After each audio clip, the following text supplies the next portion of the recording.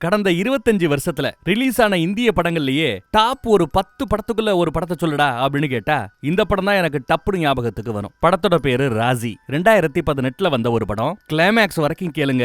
கிளைமேக்ஸ்ல ஒரு அதிர்ச்சிகரமான செய்தி காத்துக்கிட்டு இருக்குது. 1970கள்ல இந்தியாவுக்கும் பாகிஸ்தானுக்கும் நடந்த அந்த யுத்தத்தை பத்தி சீனியர்ஸ் ஆபீசர்ஸ் யாராலையும் மறக்கவே முடியாது. பலர் பண்ண அந்த தியாகங்களை நம்மளால மறக்க முடியாது. யுத்தத்துல நேரடியா பங்கெடுத்து யுத்தம் பண்ணவங்க மட்டுமில்ல, யுத்தம் நடக்கிற யுத்த காலத்துல இருந்து பல ஆயிரம் மைல் தூரத்துல இருந்தாலும் யுத்தத்துக்காக, இன்ஃபர்மேஷனுக்காக, தகவலுக்காக, யுத்தத்துல நம்மள ஜெயிக்க வைக்கிறதுக்காக உளவாளிகள் எவ்வளவோ பேரு நமக்காக போராடி இருக்கிறாங்க. அவர்களோட வீரத்தையும் நாம மறந்துட முடியாதுன்னு எடுத்து சொல்றார். அவங்களோட தியாகத்தை இன்னும் நாங்க யாரும் மறக்கலன்னு ஒரு சீனியர் ஆபீசர் எடுத்து பேசிட்டு இருக்கிறாரு இந்தியால இருந்து. அப்படி யுத்தத்துக்காக போராடின உளவாளிகள்ல ஒரு 20 வயசு பொண்ணோட ஞாபகங்களை என்னால சாகர வர மறக்கவே முடியாதுன்னு அவரு நினைவு கூறுகிறார். அத நிறைய இந்திய ராணுவத்துல இருக்கிற பெரிய பெரிய ஆட்கள் எல்லாம் கேட்டுட்டு இருக்காங்க. அப்படியே கட் பண்ணி கொஞ்சம் பின்னாடி போய் 1971 வருஷம் ஜனவரி மாசம் மேற்கு பாகிஸ்தான்ல பாகிஸ்தானிய ராணுவ தளபதிகள், முக்கியமான ஆட்கள் எல்லாம் ஒரு மீட்டிங்க போட்டிருக்காங்க. இங்க மேற்கு பாகிஸ்தான்ல. கிழக்கு பாகிஸ்தான்ல புரட்சி வெடிக்குதான். தனிநாடு வேணும்னு ஒருத்தர் புரட்சி பண்றாராம். அவர் பேரு உஸ்மானி. அப்புறம் முஜித் ரஹ்மான் ஒருத்தர். அவர்தான் உஸ்மானிக்காக நிறைய மக்களை திரட்டி முக்தி ஆர்மின்னு ஒரு ஆர்மியை உருவாக்கி இருக்கிறாராம். முகிஸ் உஸ்மானின்னு ஒருத்தர். அதென்ன முக்தி ஆர்மி அப்படின்னு கேட்டா முக்தினா விடுதலைன்னு அர்த்தமா. இதை கேட்டதான் அவங்க எல்லாம் சிரிக்கிறானுங்க. அப்புறம் இந்த கண்ணாடி போட்ட சோடாப்பட்டியை நோட் பண்ணிக்கங்க. இவரும் அந்த உஸ்மானியும் அடிக்கடி மீட் பண்ணுவாங்க. இந்த சோடாப்பட்டி ஒரு இந்திய உளவாளி, இந்தியால தான் இருக்கிறார். அவர் ஏன் பாகிஸ்தான்ல தனிநாடு வேணும்னு கேட்கிற புரட்சி படைக்கு, அந்த புரட்சி படையை நடத்துற உஸ்மானி கிட்ட பேசணும்?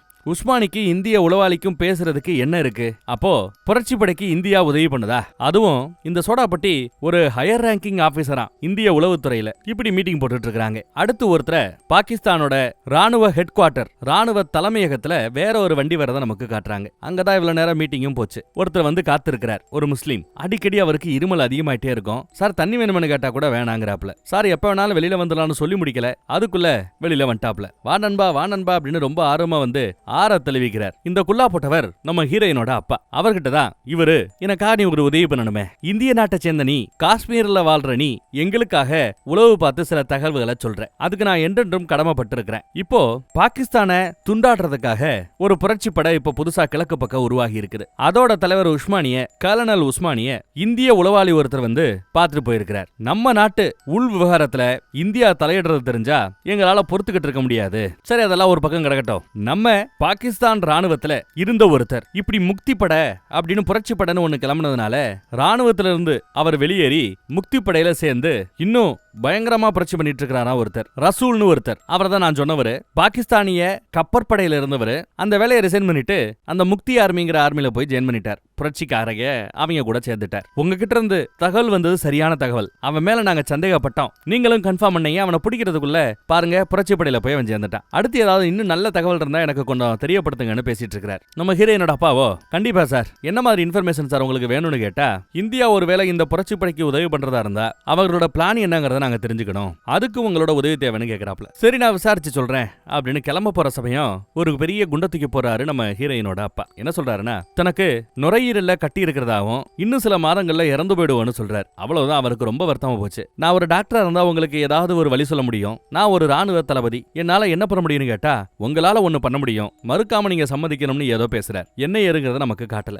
அதன் பிறகு அவர் பாகிஸ்தான்ல இருந்து இந்தியாவுக்கும் பாகிஸ்தானுக்கும் நடுவுல இருக்கிற எல்லைக்கு ஒரு கார்ல வரார். அங்க தன்னோட பாஸ்போர்ட், வீசா இதெல்லாம் காட்டிட்டு அப்புறம் அங்க இருந்து எல்லையை கடந்து இந்த பக்கம் வேற ஒரு காரை பிடிச்சு இந்தியால இருக்கிற நம்ம காஷ்மீர் பக்கம் வராரு. இவர் ஒரு பெரிய பிசினஸ் மேன். தொழில் சம்பந்தமா இந்தியாவுக்கும் பாகிஸ்தானுக்கும் பல தடவை இவர் போயிட்டு வர்றது வழக்கம். அப்படி வந்த இவர் வீட்டுல இந்திய உளவாளியான அந்த சோடாப்பட்டியை தான் பார்த்து பேசிட்டு இருக்கிறாப்ல. தான் கூடிய விரைவில் சாக போறதா இவர்கிட்டே சொல்ல அவர் வருத்தப்படுறாப்ல. எனக்கு வேற வழி இல்ல, இந்தியாவுக்கு உதவி செய்யணும்னா எங்க அப்பா எப்படி இந்தியாவுக்காக உளவு பார்த்தாரோ, அவர் செத்த பிறகு அதே உளவை நான் பார்த்துக்கிட்டு இருக்கிறேனோ, அதே மாதிரி எனக்கு பிறகு ஏன் பொண்ணு உங்களுக்காக உளவு பாப்பா, இது சத்தியம்னு நம்ம இந்திய உளவாளிக்கு சத்தியம் பண்ணி கொடுக்கிறார். என்னையா அது கதைன்னு பார்த்தா, பாகிஸ்தான்ல இருக்கிற அந்த ராணுவ தளபதிக்கு உதவி செய்யறாப்ல நடிக்கிறாரே ஒழிய உண்மையிலேயே இவர் இந்தியாவுக்காகத்தான் பாகிஸ்தான உளவு பார்க்கிறார். நாங்க முஸ்லிம்ஸ் தான், ஆனா இந்திய முஸ்லிம். இந்தியாவுக்காகத்தான் எங்க அப்பா போராடினார், நான் போராடினேன், இனி என் பொண்ணும் போராடுவா, உழைப்பா. இப்படி ரொம்ப தேசபக்தியோட பேசுறார். ஆனா உங்க பொண்ணுகிட்ட இதை பத்தி பேசிட்டீங்களான்னு கேட்டா, என் பொண்ணு ஒரு இந்தியன், கண்டிப்பா அவ புரிஞ்சுப்பான்னு தனக்கு நம்பிக்கை இருக்கிறதா சொல்றார். சரி பேசிட்டு சொல்லுங்கன்னு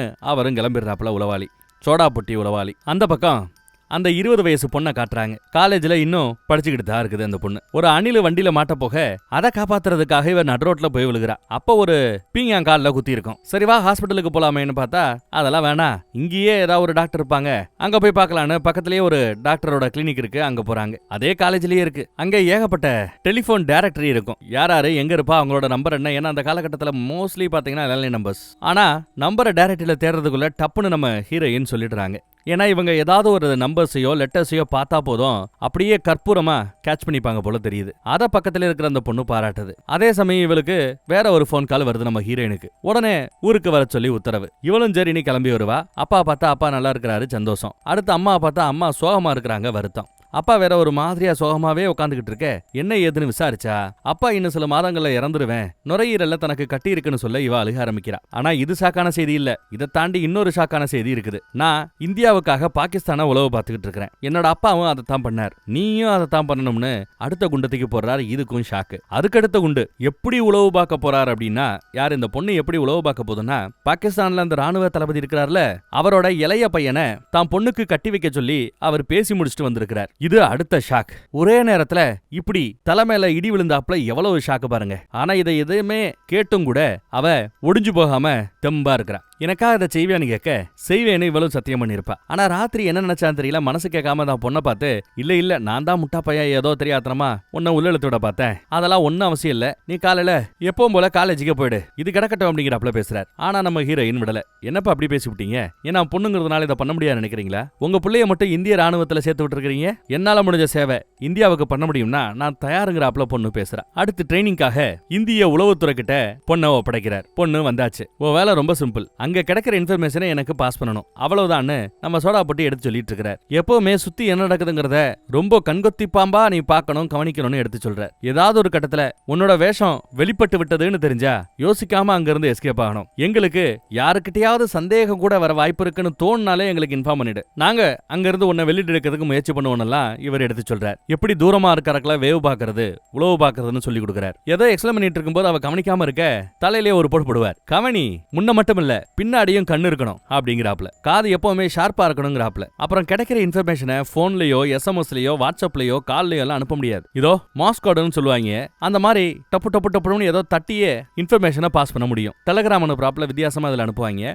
அந்த மோஸ்கோடுங்கிறதையும் இவளுக்கு சொல்லிக் கொடுக்குறாங்க. அவளும் கொஞ்சம் கொஞ்சமா கத்துக்கிறா. அடுத்து இவ போய் சேர வேண்டிய அந்த புகுந்த வீட்டுல மாமனார் யாரு, மாமனாருக்கு அடுத்து அவரோட மாமனாரோட மூத்த பையன், இப்படி பல பேரோட போட்டோஸை காமிச்சு அவங்க யாரு என்னங்கிறதெல்லாம் எடுத்து சொல்றாங்க. நீ போக போற அந்த வீட்டுல மாமனாருக்கு ஒரு பட்ட பேர் வைக்கிறாங்க ஈகிள் அப்படின்னு, அப்புறம் மூத்த பையனுக்கு ஒரு பட்ட பேர் வைக்கிறாங்க பூனைன்னு, மூத்த மருமகன் ஒருத்தி வந்திருப்பால அவளுக்கு எலின்னு பேர் வைக்கிறாங்க. அவங்க ஒரிஜினல் பேரு இந்த அடையாள பேருன்னு எல்லாத்தையுமே இவ மனப்பாடம் பண்ணணும். அடுத்து ட்ரைனிங்கும் படிச்சு வர நடந்துகிட்டு இருக்குது. சாப்பிடும்போது கூட உப்பு டப்பாவை எரிஞ்சிட்டு போவாரு, நல்லா அடி வாங்குவாவ. கேட்டா பின்னாடி கண்ணு இருக்கணுங்கிறது. ட்ரைனிங்னு பேர்ல நல்லா வேலை வாங்குறாப்ல. ட்ரைனிங் கொடுக்கும் போது பொத்துன்னு கீழே விழுவா. கீழே விழுந்தாலும் கல்யாணமார பொண்ணு சிரிச்சுக்கிட்டே தான் விழணும், சிரி எங்க பாப்பா அப்படின்னு சொல்லி நக்கல் பண்ணுவாப்ல. அடுத்து துப்பாக்கி சுடுறதையும் சொல்லி கொடுப்பாங்க. ஒரு தடவை தொட்டுவிட்டே ஐயோ முடியலன்னு வச்சிருவா. அடுத்து பாகிஸ்தான்ல உனக்கு உதவி செய்யறதுக்குன்னு நிறைய பேர் இருக்கிறாங்க.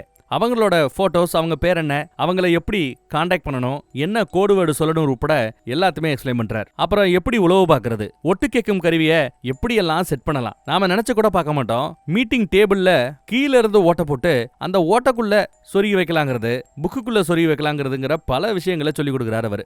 துப்பாக்கிய போறளவு நல்லா தான் சுட்டுக்கிட்டு இருக்கிறா ஹெட்போனை மாட்டிக்கிட்டு. அப்பயும் பின்னாடி வந்து அடிச்சு கீழே தள்ளுவாரு. இவளுக்கோ பயங்கர கோவம் வரும். என்னையா சும்மா பின்னாடி கண்ணு இருக்கணும் சொல்லி தட்டிக்கிட்டே இருக்கிற, ஒரு வாரத்துல திடீர்னு மராக்கள் எல்லாம் என்னால பண்ண முடியாதியா, கொஞ்சம் டைம் குடியா அப்படின்றா. அழுகுறா.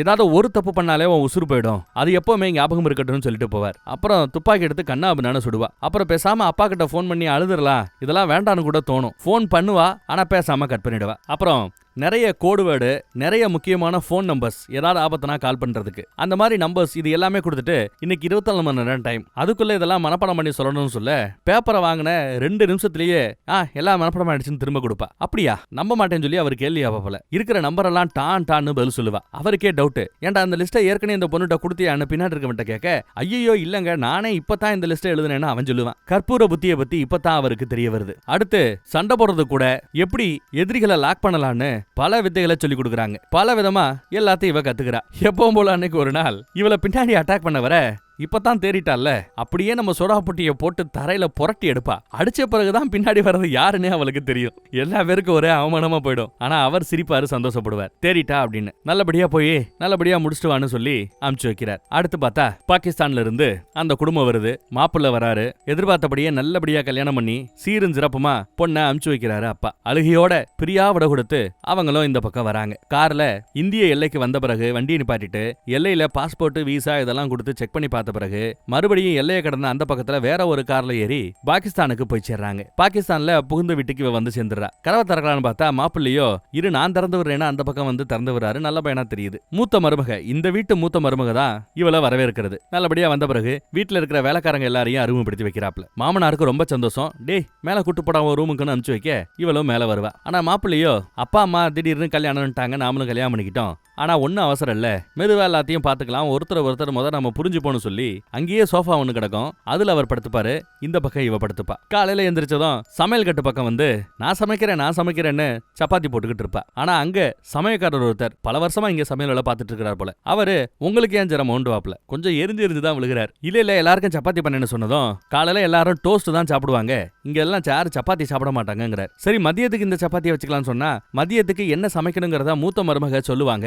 அவங்க கேட்டு சொன்ன பிறகு அதைத்தான் நாங்க சமைப்போம் அப்படி இப்படின்னு கொஞ்சம் எரிச்சலா விழுகிறான். அதாவது சமைக்கிறது ஏன் வேலை, நீயமா குறுக்க வர்றங்கிறாப்ல அவன் பேசுறது இருக்கும். சரி மன்னிச்சுக்கப்பா, தெரியாதனமா வந்துருன்னு சொல்லிட்டு அவளும் இந்த பக்கம் வந்துருவா. அப்படி பார்த்தா மாப்பிள்ள அவரும் மிலிட்டரியிலயா இல்ல போலீஸா வேலை பாக்குறாரான்னு தெரியல. பாகிஸ்தான்ல அவரோட ரிவால்வர துப்பாக்கிய ட்ரெஸ்ஸிங் ரூம்ல வச்சிருப்பாப்ல. கிளம்பும் போது வேண்டிய ஐட்டங்கள்லாம் எடுத்து கொடுத்து இவ தான் நல்லபடியா அனுப்பிச்சு வைப்பா. அப்புறம் மூத்த மருமக கிச்சன்ல என்ன நடந்ததுன்னு கேள்விப்பட்டேன், அவர் அப்படித்தான் ரொம்ப லாயலா இந்த குடும்பத்துக்காக உழைக்கிறவரு அப்படின்னு எடுத்து சொல்றாங்க. ஆனா எரிஞ்சு விழுகிறாரே ஏன், நான் ஒரு இந்திய பெண்மணிங்கிறதுனால என்ன அப்படி எதிரியா பாக்குறாருன்னு கேட்டா அப்படித்தான் இருக்கணும்னு நினைக்கிறேங்கிறாங்க மூத்த மருமக. அவரும் ஒரு இந்தியர் தானா, என்னங்க சொல்றீங்கன்னு ஆச்சரியப்பட்டு கேட்பாங்க. ஆமா, இந்தியா பாகிஸ்தான் பிரியும் போது அவர் இந்தியால தான் இருந்தார். பாகிஸ்தானுக்கு நடந்தே வந்ததுல அவரும் ஒருத்தர்னு அந்த கஷ்டத்தை எடுத்து சொல்றாங்க. அப்புறம் புகுந்த வீட்லயே மாமனாருக்குன்னு ஒரு ஆபீஸ் ரூம் இருக்கும். அங்கதான் மீட்டிங் எல்லாம் நடக்கும். மீட்டிங் எத்தனை மணிக்கு நடக்குது அந்த டைமிங் இதெல்லாம் நோட் பண்ணிக்கிறா. ராத்திரி ஆனா மாப்பிள்ளை ஏதோ ஒரு பாட்டு போட்டு கேப்பாரு போல தெரியுது. சிகரெட் அடிக்கிற பழக்கமும் உண்டு. ஆனா இவ ஒரு முறைச்சதும் சிகரெட்டை வச்சிருக்காங்க. அப்புறம் லைட்டா பேச ஆரம்பிக்கிறாங்க. ஆபீஸ் ரூமுக்குள்ளேயே போய் டீ எல்லாம் வச்சுட்டு வர்றது இவ ஒரு வழக்கமா கொண்டு வந்துட்டா. அதையும் அந்த பக்கத்துல இருந்து அந்த சமயக்காரன் பாத்துக்கிட்டே இருக்கிறான். அப்புறம் என்ன பண்றான்னு பாருங்க. வீட்டோட மொட்டை மாடிக்கு போய் செம்பு கம்பிலேயே துணிக்காய போடுறதுக்கு அழகா துணிக்காய போடுறதுக்கு கட்டி விடுறாப்புல கட்டி அந்த கம்பிகளை தன்னோட ரூம்ல இருக்கிற அந்த பாத்ரூம் வர அழகா கொண்டு வந்துட்டா. இதுதான் ஆண்டனா மாதிரி செயல்படும். தேவைப்படும் போது அந்த செம்பு கம்பியை உள்ள இழுத்து ரேடியோ பொட்டியில கனெக்ட் பண்ணி மெசேஜை வேணா அனுப்பிக்க முடியும். இவ அனுப்புற மெசேஜை யாரு ரிசீவ் பண்ண போறாங்கிறதெல்லாம் அப்புறம் பார்ப்போம். ஆனா அட்டம்ப்ட்லயே பாத்ரூம் கதவை மூடாம வந்திருப்பா. ஏகப்பட்ட ஐட்டம் வேற வச்சிருக்கா. கண்காணிப்புக்கான உளவாளிகளுக்கான கருவிகளை. புருஷ வேற கதவை திறக்க போறான். டப்புனு யோசிச்சு ட்ரெஸ்ஸை கழட்டுவா. இவனும் திறந்து பார்த்துட்டு ஐயோ சாரி பாத்ரூம் திறந்திருந்தது நான் எதிர்க்கல கவனிக்கல அப்படின்னு சொல்லிட்டு மறுபடியும் பூட்டிட்டு போயிடுறான். இவ்வளோ எஸ்கேப் ஆயிட்டான். நல்ல வேலை. அப்புறம் தண்ணி எல்லாம் திறந்து விட்டுட்டு குளிக்கிறாப்ல ஒரு சவுண்டை உருவாக்கிட்டு அதன் பிறகு அந்த செம்பு கம்பியை உள்ள இழுத்து டச் பண்ணி ஒரு டெஸ்ட் மெசேஜ டொக்குன்னு ஏதோ அமுச்சு விடுறா மோஸ் கோடு வரியில. இவ அனுப்புற மெசேஜ் அந்த பக்கம் இருக்கிற இவங்க ஏரியால இருந்து கொஞ்சம் தூரம் தள்ளி மார்க்கெட் இருக்கும். அந்த மார்க்கெட்ல ஒரு டெய்லர் இருக்கிறாரு. அந்த டெய்லருக்கு அந்த மெசேஜ் பிளிங்க் ஆக ஆரம்பிக்கும். அதை நோட் பண்ணி அவர் அந்த கோடை என்னங்கறத எழுதுறாரு. அப்புறம் அது அங்க இருந்து ஒரு சென்ட் கடைக்காரருக்கு மெசேஜ் என்னங்கறது பாஸ் ஆகுது. அப்புறம் அந்த மெசேஜ் இந்திய உளவுத்துறைக்கு வருது. நம்ம சோடாப்பட்டு கிட்ட வருது. என்ன மெசேஜ் அனுப்பிச்சிருக்கானா, சிரிச்சு கண்ணங்கள் வலிக்கிறது அப்படின்னு அனுப்பிச்சு வச்சிருக்கா. இதான் டெஸ்ட் மெசேஜ்.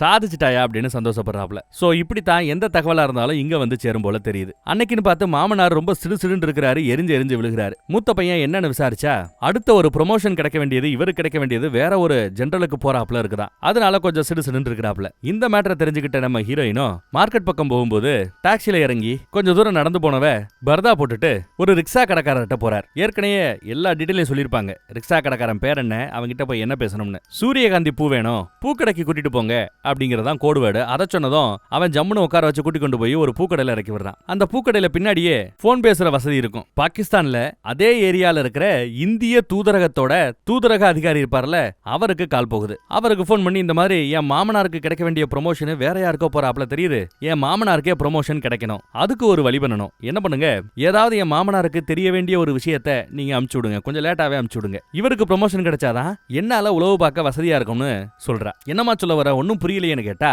அட எங்க அப்பாவை ஏதாவது ஒரு மெசேஜ் அனுப்ப சொல்லுங்க, ஒரு கிஃப்ட் அனுப்ப சொல்லுங்க, பின்னாடி பாத்துக்கலாம்னு சொல்லிட்டு போனை வைக்கிறா. அப்புறம் பார்த்தா பிறந்த வீட்டுல இருந்து கிஃப்ட் வந்திருக்கு. இருக்கு எல்லாருக்கும். மாமனாருக்கு ஒரு துணி அழகா கையாலேயே செஞ்சு அமுச்சு வச்சிருக்காப்ல சம்பந்தி. தேங்க்ஸ் சொல்லி வாங்கிட்டு கதவு ஜன்னல் எல்லாத்தையும் சாத்திட்டு விளக்க போட்டு விளக்கு பக்கத்துல அப்படி விளக்கோட சூட்ல பிடிக்கும் போது லாட்டிடியூட் லாங்கிடியூட் வருது. ஒரு இடத்தோட லாட்டிடியூட் என்ன லாங்கிடியூட் என்னங்கிறது வந்திருக்கு. அதாவது இந்த நம்பர்ஸை போட்டாலே நெட்ல யார் வேணாலும் அந்த இடம் எங்க இருக்குங்கிறத மேப்ல கூகுள் மேப்ல கண்டுபிடிச்சிட முடியும். அந்த இடத்த இவங்களும் போய் பார்த்திருக்காங்க. யாரு? பாகிஸ்தானிய ராணுவம் போய் பாக்குது. போய் பார்த்தா அந்த இடத்துல தான் அந்த புரட்சி பட ட்ரைனிங் எடுத்துக்கிறதுக்கான இடம். அவங்க எங்க ட்ரைனிங் எடுத்தாங்களோ அந்த இடத்தையே இவங்க கண்டுபிடிச்சிட்டாங்க. ஆனா அந்த இடத்துல இவங்க போய் பார்க்கும்போது ட்ரைனிங் ஆல்ரெடி முடிஞ்சு அந்த இடத்துல ஆட்கள் யாரும் இல்ல. ஜஸ்ட் மிஸ்ல புரட்சி பட எஸ்கேப் ஆயிடுச்சு. உங்களோட சோர்ஸ் பக்காங்க, கரெக்டான டீடைலா துல்லியமா கொடுக்குறாங்க. ப்ரொமோஷன் உங்களுக்கு தானே மேலதிகாரி எல்லாம் சொல்லிட்டாங்க போல தெரியுது. அடுத்து ஒரு பார்ட்டி. தான் பையனுக்கு கல்யாணம் ஆயிருக்குல்ல, அதனால மாமனார் எல்லாருக்கும் பார்ட்டி கொடுக்குறாரு. முக்கியமான ஆட்கள் நிறைய பேரை மருமகளுக்கு அறிமுகப்படுத்தி வைக்கிறாங்க. அங்கேயே அந்த சமயக்காரன் ஒரு சந்தேக பார்வையை பார்த்துட்டு இருப்பான். அப்புறம் பொண்டாட்டிக்கு பிடிச்ச மியூசிக் எல்லாம் புருஷன் அன்னைக்கு வாங்கிட்டு வந்து வச்சிருக்கான். அவனுக்கு சிகரெட் அடிக்கிற பழக்கம் இருக்கா? பழக்க தோஷத்துல சிகரெட் எடுக்க போனா அங்க கற்கண்டு இருக்கும். சிகரெட் வேண்டாம், உடம்புக்கு நல்லது இல்ல, கற்கண்டு சாப்பிடுங்கன்னு சொல்லாம சொல்றாங்க நம்ம ஹீரோயின். உடனே அவனும் கற்கண்டு எடுத்து சாப்பிட்டுட்டு இருப்பான். அப்புறம் இந்த பக்கம் நம்ம உளவுத்துறைக்கு ஒரு ரிப்போர்ட் வருது. என்ன வருதுன்னா, ப்ரொமோஷன் எதிர்பார்த்தபடியே மாமனாருக்கே கிடைச்சிருச்சான். மாமனார் ரொம்ப சந்தோஷமா இருக்கிறார். ஒரு மாதிரி ரொம்ப டயர்டா இருப்பா வேலை பார்த்து. ஏமாமா இவ்வளவு வேலை பார்த்து கஷ்டப்படுறீங்க, காலையில பாத்துக்கலாம் தூங்குங்களேன்னு சொன்னதும், சரிமா நான் தூங்க போறேன், இந்த லாக்கர் எல்லாத்தையுமே கொஞ்சம் மூடிட்டு சாவிய என் பெட்ரூம்ல கொண்டு வந்து வச்சிருறியா அப்படின்னு சொல்லிட்டு அவர் படுக்க போறதா கிளம்பிடுறார். அப்படி அவர் போன பிறகு இவ எல்லாத்தையும் மூடிட்டு சாவிய மாமனாட்ட கொடுக்காம இவ ரூம்ல வச்சிருப்பா. அப்புறம் ராத்திரி எல்லாரும் தூங்கின பிறகு இவ நகை எடுத்துட்டு வந்திருப்பால, அந்த நகைக்கு பின்னாடி ரகசியமா வச்சிருப்பா சில மெஷின்ஸ். அதையெல்லாம் எடுத்துட்டு வரா. சத்தம் போடாம கதவை திறந்து உள்ள போய் ஒட்டு கேட்கும் கருவிகளை அங்க பல இடத்துல செட் பண்ணி வைக்கிறா. டேபிள் கடியில எல்லாம் ட்ரில் பண்ணி உள்ள சொருகி வைக்கிறானா பாத்துக்கங்களேன். மேனுவல் ட்ரில், சத்தம் வெளியில கேட்காது. ஆனா அப்போ பேனா எதையோ தட்டி விட்டுருவாங்க. அந்த சத்தம் வெளியில இருக்கிற சமயக்காரனுக்கு கேட்கும். வந்து எட்டி எட்டி பாப்பா. நல்ல வேலை ஒளிஞ்சுக்கிறா. உள்ள இருக்கிறத அவன் கவனிக்கல, போயிடுறான். அதன் பிறகு ஒட்டு கேட்கும் கருவி எல்லாம் நீட்டா செட் பண்ணியாச்சு. பாத்ரூம் பக்கம் போய் அவங்க என்ன பேசுறாங்கிறத ஒட்டு கேட்கலான்னு பார்த்தா எதுவும் கேட்கல. அப்புறம் இன்னொரு மேட்டரை மறந்துட்டேன். அந்த சாவிய சொன்னபடியே மாமனாரோட ரூம்ல கொண்டு போய் வச்சிருப்பா. ஆனா அதுக்கு முன்னாடி பாத்ரூம் பக்கம் போய் சோப்புல அச்சை பதிச்சுட்டு அந்த அச்சை கொண்டு வந்து பூக்கடைக்காரர்கிட்ட கொடுத்துட்டு போவார். சாமி கும்பிட்டுட்டு திரும்ப வரும்போது பூக்கடைக்காரர் அதுக்குள்ள அழகா டூப்ளிகேட் சாவி செஞ்சு காசு கொடுக்கறாப்ல சாவியையும் கொடுத்துடுறாரு. அப்புறம் எதிர்பார்த்தாப்ல மீட்டிங்ல எல்லாரும் பேசுறாங்க. ஆனா என்ன சிக்கல்னா, அவங்க பேசுற எதுவுமே நம்ம ஹீரோயினுக்கு கேட்கல. ஏன்னா மீட்டிங் நடக்கிறது புகுந்த வீட்டுல இல்ல, இன்னொரு தளபதியோட வீட்டுல மீட்டிங் நடக்குதான். இருந்தாலும் அங்க இருந்து நான் உளவு பார்த்து சொல்லுவேன்னு நம்ம ஹீரோயின் சொல்லியிருக்கா போல. ஏன் இவ தேவையில்லாத ரிஸ்க் எடுக்கிறான்னு நம்ம சோடா பொட்டியை திட்டு ரேஞ்சுக்கு ஆகுது. ஆனா திருத்தப்படும் பார்த்தா அடுத்த துக்க செய்தி, ஹீரோயினோட அப்பா இறந்து போயிட்டாரு. எதிர்பார்த்தாப்லயே காஷ்மீருக்கு வந்து இறந்து போனவரை நல்லா அடக்கம் பண்ணி அழுது புலம்பி எல்லாம் முடியுது. நம்ம சோடாப்பட்டியும் வந்து ஆறுதல் சொல்லிட்டு, உன் புருஷன் பாக்குறதுக்குலாம் நான் கிளம்பணும், நான் கிளம்புறேன், உன்னை நினைச்சு பெருமையா இருக்கணும்லாம் சொல்லி அந்த பக்கம் கிளம்பிடுறாரு. சம்பந்தி வரல, முக்கியமான வேலை இருந்ததுனால வர முடியலன்னு மாமியார்கிட்ட வருத்தம் தெரிவிச்சுக்கிறாரு நம்ம ஹீரோயினோட ஹஸ்பண்ட். வரும்போது அழுதுகிட்டே வருவா. அழுதுகிட்டே இருக்காத, அப்பா இல்லைன்னா என்ன, நான் இருக்கிறேன் உனக்காக, எப்பவுமே உனக்காக நான் இருப்பேன்னு ஆறுதலா புருஷன் பேசுறது நல்லா தான் இருக்குது. ஏதோ கிஃப்ட் வாங்கி கொடுத்துருக்கான். என்னன்னு பார்த்தா கொலுசு போல. நம்ம ஆளுக்கும் பிடிச்சிக்கிச்சு. ரொம்ப அழகா இருக்கு, எனக்கு ரொம்ப பிடிச்சிருக்குன்றா. நானே உனக்கு இந்த கொலுசை போட்டு விடட்டுமான்னு அவன் கேட்க, அவளும் சரின்னு சொல்ல காலில் போட்டு விட்டுட்டு, சரி உனக்கு தூக்கம் வருது, டயர்டா இருப்பேன்னு நினைக்கிறேன், படுத்துக்கோன்னு சொல்லிட்டு அவன் கிளம்பும் போது போறவன் கைய பிடிச்சிட்டு, நான் தனியா இருக்க விரும்பல, இங்கேயே இருங்கன்னு சொல்றா அவ. உடனே அவனும் தப்பா புரிஞ்சுக்கிட்டு முத்தா கொடுக்க வர அவன் லைட்டா விலகுவான். ஆனா இவ புரிஞ்சுக்கிட்டு முந்தி போய் முத்தா கொடுக்குறா. அன்னைக்கு கொஞ்சம் ஒண்ணு மண்ணா இருக்கிறாங்க. அடுத்த நாள் காலையில ராணுவ ஸ்கூல்ல டீச்சர் சொல்லி கொடுக்குற டீச்சர்ஸ் எல்லாம் நிறைய பேர் அங்க வந்திருக்காங்க. ஏதோ ஆண்டு விழா மாதிரி ஏதோ ஒரு விழாவா, ஆளாளுக்கு ஒவ்வொரு வேலையை பண்ணலாமேன்னு பேசிட்டு இருக்காங்க. நான் உதவி பண்றேனே, நான் ஒரு 10 பசங்களுக்கு பாட்டு சொல்லி கொடுக்கணுமான்னு கேட்க, சரி என்னென்ன பசங்க வேணுமோ நீயே சூஸ் பண்ணிக்கணும் ஒரு லிஸ்ட்டை கொடுக்குறாங்க. அந்த லிஸ்ட்ல பார்த்தா பிள்ளைகளோட பேர் இருக்குது, அப்பாக்களோட பேரும் இருக்குது. அப்பாக்களோட பேர்லயே மேஜரு, கலனல், விபி, இப்படி தளபதி, இந்த மாதிரி ஆர்மியில அவர்களோட பதவியும் சேர்ந்தே எழுதப்பட்டிருக்குது. ராணுவத்தில் இருக்கிற முக்கியமான ஆட்களோட பிள்ளைகள் எல்லா பேருமே ராணுவ ஸ்கூல்ல தான் படிப்பாங்களாம். அதுல ஒரு 15 பிள்ளைகளோட பேரை நான் செலக்ட் பண்ணிருக்கிறேன், அவங்களுக்கு நான் பாட்டு சொல்லி கொடுக்குறேன், போதும் தானே அப்படின்னு கேட்க, மூத்த மருமகளும் லிஸ்ட் எல்லாம் சூப்பரா இருக்கு, ஆனா இதுல இருக்க ஒரு பையனுக்கு பாட்டு வராதுன்னு சொன்னா, பாட்டு வரலன்னா நம்ம வீட்லயே வச்சு ஸ்பெஷல் கிளாஸ் கூட எடுக்கிறேன், என்ன சொல்றீங்கன்னு கேட்க அவங்களும் சரின்னு ஒத்துக்கிறாங்க. அப்புறம் தேர்ந்தெடுத்த அந்த பசங்களை வர சொல்லி ஸ்கூல்ல அவங்களுக்கு பாட்டையும் சொல்லி கொடுக்குறா. அப்புறம் குழந்தைகளோட பேரன்னு கேட்க எல்லாரும் பேரை அறிமுகப்படுத்திக்கிறாங்க. அந்த குழந்தைகளோட எல்லாம் நல்லபடியா அவ பழக ஆரம்பிக்கிறா. அந்த குழந்தைங்களுக்கு சம்டைம்ஸ் ஸ்பெஷல் கிளாஸ் எடுக்கிறதுக்கு அந்த குழந்தைகளோட வீட்டுக்கே போய் பாட்டை சொல்லி கொடுப்பா. அந்த 15 பசங்கள்ல ஒருத்தன் தான் எங்க மீட்டிங் நடக்குதோ அந்த வீட்டுல இருக்கிற பையன். சோ எங்க போய் உழவு பார்க்கணுமோ அந்த வீட்டுக்குள்ள நுழைஞ்சிட்டா. எப்படி பாட்டு சொல்லி கொடுக்குற கொடுக்குறேன் ஸ்பெஷல் கிளாஸ்னு சொல்லி. அடிக்கடி மீட்டிங் அவங்க ஒரு ரூமுக்கு போயிட்டு வர்றது செய்யறது, மாமனாரும் அந்த ரூமுக்குள்ள போயிட்டு வர்றது செய்யறது, இது எல்லாத்தையுமே நோட் பண்ணிக்கிறா. மீட்டிங் முடிஞ்சு இப்போ ஆட்கள் எல்லாம் வெளியேறிட்டாங்க. அந்த கேப்ல இவ கான்பிடென்ஷியலா இருக்கிற ஒரு ஃபைல் எல்லாம் எடுத்து பாக்குறா. நீர்மூழ்கி கப்பல்ல இருந்து ஏதோ பண்றாப்ல நிறைய டீடைல்ஸ் இருக்குது, அதுல நிறைய மேப் இருக்குது, ப்ளூ பிரிண்ட்ஸ் இருக்குது. இப்படி இவ வேவ் பாத்துக்கிட்டு இருக்கும்போது கரெக்டா அந்த வீட்டோட ஓனர் அம்மா கதவை திறக்கும். ரொம்ப சிம்பிளா, பாத்ரூம் எந்த பக்கம் தெரியாம கிட்ட வந்துட்டேன், பாத்ரூம் எங்க இருக்கு அப்படின்னு யதார்த்தமா பேசிட்டு வெளியில வந்துடுறா. அவ்வளவுதான். கதவை சாத்திர பிறகுதான் இவளுக்கு உசுறு போய் உசுறு வரும், அழுக வரும். மரண பயத்தை மறைச்சுக்கிட்டு நடிக்கிறதோ உளவு பாக்குறதோ சாதாரண வேலை இல்ல. அங்கிருந்து அவ தெரிஞ்சுக்கிட்ட விஷயத்த இந்திய உளவுத்துறையில நம்ம சோடா போட்டிக்கு அனுப்பிச்சிருக்கிறாப்ல. அதை வச்சு இங்க ஒரு பெரிய டிஸ்கஷனே நடக்குது இந்திய தலைமையகமான டெல்லியில, தலைநகரத்துல. உங்களோட ஏஜென்ட்டுக்கு மேப் இப்பெல்லாம் பாக்குறதுக்கு நீங்க இது வரைக்கும் சொல்லி கொடுத்ததே இல்லைங்கிறீங்க, ஆனா அவ கொடுத்திருக்கிற இந்த டீடைல நீங்க ரொம்ப சாலிடு நம்புறீங்க, இதை நாங்க எப்படி நம்புறதுன்னு மேலிடத்துல கேள்வி கேட்கிறாங்க. பாகிஸ்தான் கிட்ட நிறைய கப்பல்களோட மேப் ப்ளூ பிரிண்ட் இருந்திருக்கு, அதை இவ பார்த்து சொல்லியிருக்கிறா. இந்தியாவோட கடற்பரப்பு சம்பந்தப்பட்ட மேப்பை வச்சிருக்காங்க, ஏன் அதெல்லாம் இங்க வச்சிருக்கணும்? அப்போ ஏதோ அவங்க பிளான் பண்றாங்கன்னு அர்த்தம். அதை இவங்க தெரிஞ்சுக்கிறாங்க. கடல்வழி தாக்குதலுக்கு பாகிஸ்தான் தயாராக இருக்கணும், நாம கடற்பரப்புல ரொம்ப கண்காணிப்போட பாதுகாப்பை பலப்படுத்தி தயாரா இருக்கணும் எதுக்குன்னு இந்திய ராணுவம் முடிவு பண்ணிருச்சு. இந்த டேட்டா தாங்க முக்கியம், இந்த இன்ஃபர்மேஷன் தாங்க முக்கியம். அடுத்து எதிர்பார்த்தாப்லயே ஃபங்க்ஷன் நடக்குது. ஃபங்க்ஷன்ல நம்ம ஹீரோயின் சொல்லி கொடுத்த பசங்க எல்லாம் ரொம்ப சூப்பரா பாட்டு பாடுறாங்க. எந்த பையனால பாடவே முடியாதுன்னு எல்லாரும் சொன்னாங்களோ அந்த பையன் இன்னும் சூப்பரா ஹை பிச்சில் பாடுறான். அதையெல்லாம் பார்த்து அவங்க அம்மாவுக்கு ரொம்ப பெருமையா சந்தோஷமா இருக்குது. எல்லா பெருமைக்கும் இவங்க தான் காரணம்னு அறிமுகப்படுத்தி வைக்கிறாங்க. உங்க அப்பா மாதிரியே நீயும் சூப்பரா டேலண்டான பொண்ணுதாமா அப்படின்னு மாமனார் பாராட்டுறாரு. எல்லாருக்கும் சமையல இவ பரிமாறிட்டு இருக்கிறா. அதே சமயம் ஏதோ ஒரு முக்கியமான ஃபைல ஏதோ ஒரு தளபதி கொடுத்ததா சொல்லி நம்ம சமயக்காரன் கொண்டு வர்றான். உங்க கையெழுத்து வேணும் அப்படின்னு கேட்டதா சொல்றான். என் ஸ்டடி ரூம்ல என் ஸ்டடி டேபிள் மேல வச்சிரு ஆபீஸ்க்குள்ள, நான் அப்புறம் வந்து பார்த்து கையெழுத்து போறேன்னு சொல்ல சரின்னு அவர் உள்ள கொண்டு போய் வைக்கிறாரு சமயக்காரர். ஒரு சிவப்பு கலர் ஃபைல். இவ அதை நோட் பண்ணிட்டு அப்படியே சாப்பிட உட்கார்றா. அப்பதான் மாமனாரும் குடும்பத்துக்கிட்ட இந்தியா புரட்சிக்காரங்களுக்காக ஒரு விமான தளத்தையே உருவாக்கி கொடுக்கறதுக்கு உதவி பண்ண இருக்கிறாங்களாம், விமானங்களை ஓட்டுறதுக்கு பயிற்சி கொடுக்க போறாங்களா இந்தியா, நிலைமை ரொம்ப மோசமா போய்கிட்டு இருக்குது அப்படின்னு வருத்தத்தோட பேசிட்டு இருக்காரு மாமனார். உடனே மூத்த பையன் 1965 இருந்தாப்ல நாம இப்ப இல்ல, இப்ப நம்ம நிலைமை வேற, இப்ப யுத்தம் வந்தா ஜெயிக்க போறது பாகிஸ்தான் தான் அப்படிங்கிறாப்ல மூத்தவன் பேசிட்டு இருக்கிறான். இந்தியாவை கூண்டோட அழிச்சிருவோம், இப்ப மட்டும் யுத்தம் வரட்டும் பாத்துக்கலாங்கிறாப்ல மாமனார் பேசியிருப்பாரு. புருஷன் மட்டும்தான் தான் பொண்டாட்டி இந்தியால இருந்து வந்தவளாச்சே, அவளுக்கு இதெல்லாம் கஷ்டமா இருக்குமேனு ரூமுக்கு வந்த பிறகு என் குடும்பம் அடிக்கடி உன்னோட தாய்நாடு இந்தியாங்கிறத மறந்துடுறாங்க, சாரிப்பா ஏதாவது ஹர்ட் பண்றாப்ல பேசியிருந்தான்னு மன்னிப்பு கேட்பான். அப்ப இவளோ என் குடும்பம் எங்க இருக்கோ அதுதான் என்னோட தாய்நாடு, பாகிஸ்தான் தான் என் தாய்நாடுன்னு சொல்ல உடனே பாசத்தோட அவன் கட்டி பிடிச்சிப்பான். நைட்டு திடீர்னு யாரோ கதவை தட்டுற சத்தம். புருஷன் தான் போய் கதவை திறப்பாப்ல. அப்பா உங்க ரெண்டு பேரையும் உடனே வர சொன்னதா, யார மூத்தவனையும் இளையவன் இவங்க ரெண்டு பேரையும் உடனே வர சொன்னதா சமயக்காரன் தான் வந்து சொல்றான். ஏதோ முக்கியமான மீட்டிங்னு சொன்னதும் சரி ஓகேன்னு இவர் கிளம்ப ஆரம்பிக்கிறார். குடும்பமே மீட்டிங்காக கிளம்பிடுச்சு. அடுத்து இவ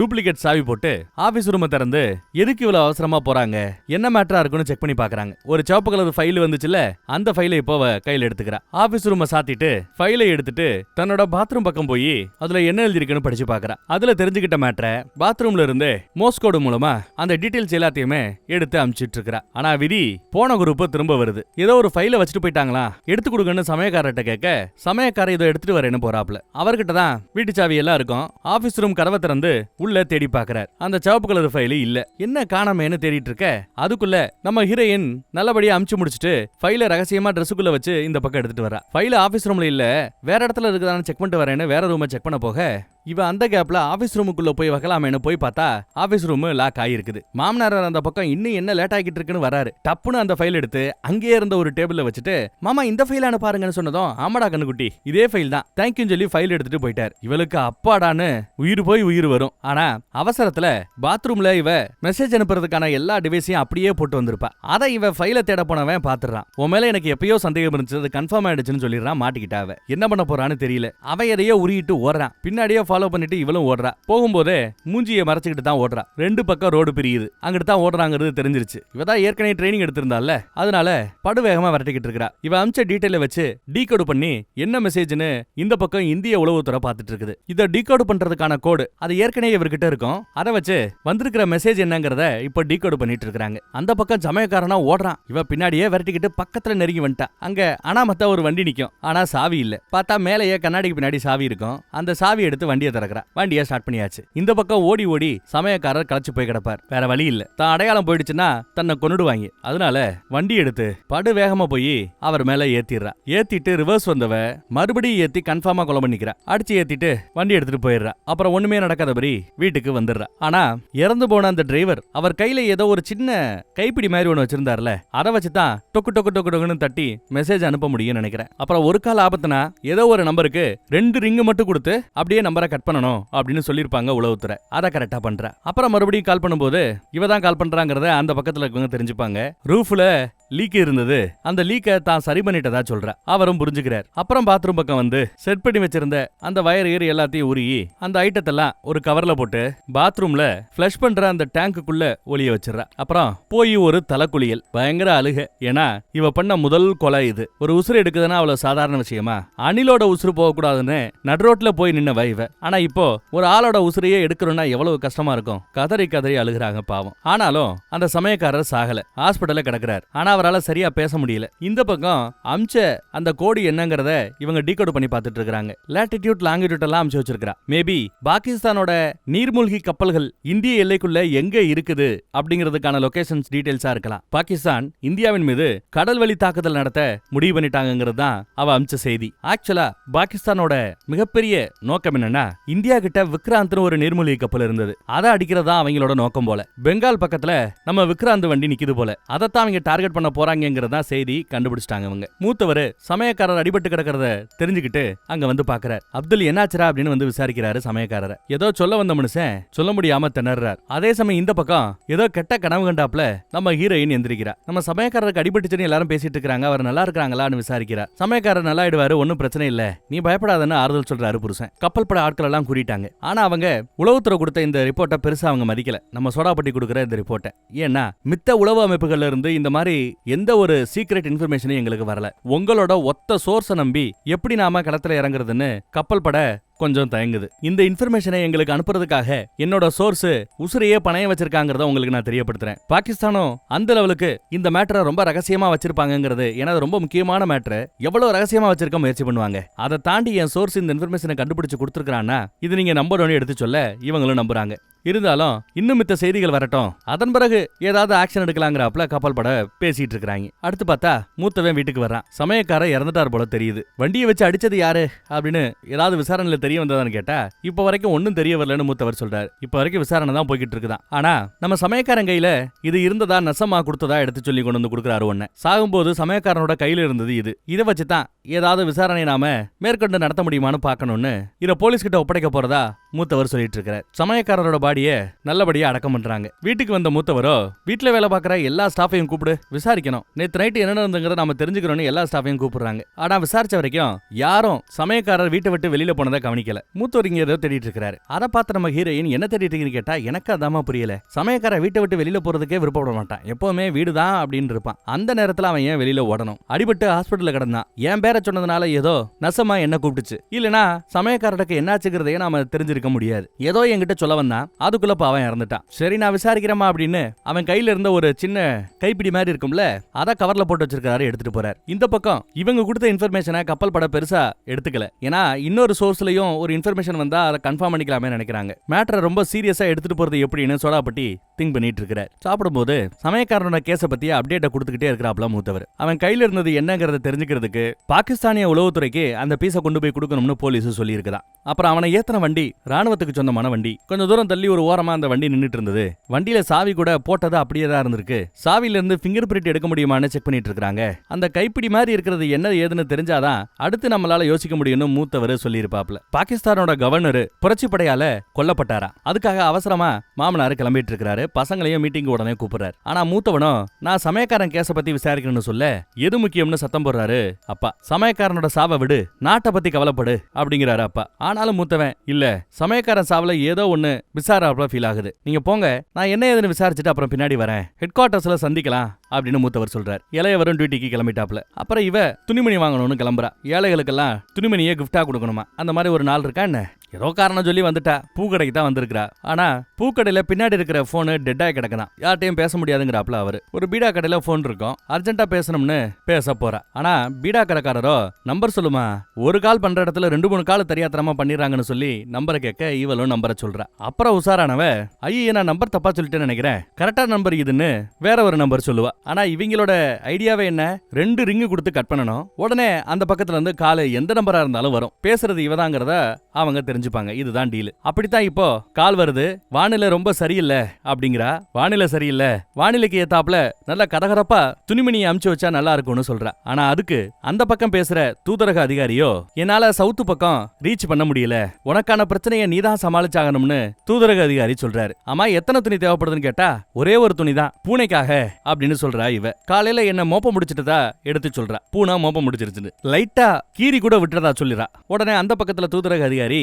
கீர்ன இடத்துல செப்டிக் வரவும் வாய்ப்பு இருக்கு, வேற வழி இல்ல, நீ ஆபரேஷன் பண்ணியாகணும்னு அவரு பதில் சொல்றாரு. புரியுதான்னு கேட்க இவளும் புரியுதுங்கிறா. பூனைய துணியெல்லாம் வச்சு சமாளிக்க முடியாது, அனுப்பிச்சு வச்சிருங்கிறாரு அவரு. மழை பெய்ய போது எதுக்கும் குடைய தயாரா வச்சுக்கோன்னு வேற சொல்றாரு. கொடைன்னு மீன் பண்றது துப்பாக்கியவா என்னன்னு தெரியலையப்பா, ரொம்ப சீக்கிரட்டா தான் பேசுறாங்க. சாமி கூப்பிடு போது இவளுக்கு பயங்கர அழுகையா வரும். அதே சமயம் பார்த்தா கொடையை வித்துக்கிட்டு கொடை வாங்கலையா கொடைன்னு ஒருத்தவர் இதுக்கு வர்றார். ஓ இதைத்தான் நம்ம தூதரக அதிகாரி மீன் பண்ணிருப்பாப்லையோ, கொடை வாங்கிக்கிறீங்களா 20 ரூபா தானே ஒருத்தர் விற்கிறாரு. என்னப்பா இந்த காலத்துல மழையா வரப்போது, அக்டோபர் மாசத்துல போய் விக்கிற அப்படின்னு பாகிஸ்தான்ல கேட்டுட்டு இருக்காங்க. டிரைவர் பரவாயில்ல ஏதோ உதவினால கேக்குறாப்ல, ஒரு கொடை கொடுப்பா அப்படின்னு 20 ரூபா கொடுத்து கொடைய வாங்கிக்கிறாங்க. அந்த கொடைய வாங்கிட்டு இவ தன்னோட ரூமுக்கு வரா. இவளோட செருப்புல ஹீல்ஸுக்குள்ள விஷத்தை எடுத்துட்டு வந்திருப்பா. தேவைப்பட்டா பயன்படுத்தணுமேனு உளவுத்துறை கொடுத்திருக்கும். ஹார்ட் அட்டாக் வந்து பாதிக்கப்பட்டவங்க உடனே இறந்துருவாங்க போல. அது விஷம்னு வெளியில தெரியாதான். அப்புறம் அந்த கொடையோட முனையில கடுகு சைஸ்ல ஏதோ இருக்குது. ஒருவேளை துப்பாக்கி மாதிரி அந்த கொடைய பயன்படுத்த முடியுமோ என்னவோ. இந்த கொடைய அந்த விஷத்தை எப்படி பயன்படுத்த போறாங்கிறத அப்புறம் தெரிஞ்சுக்கலாம். அடுத்து பாருங்க,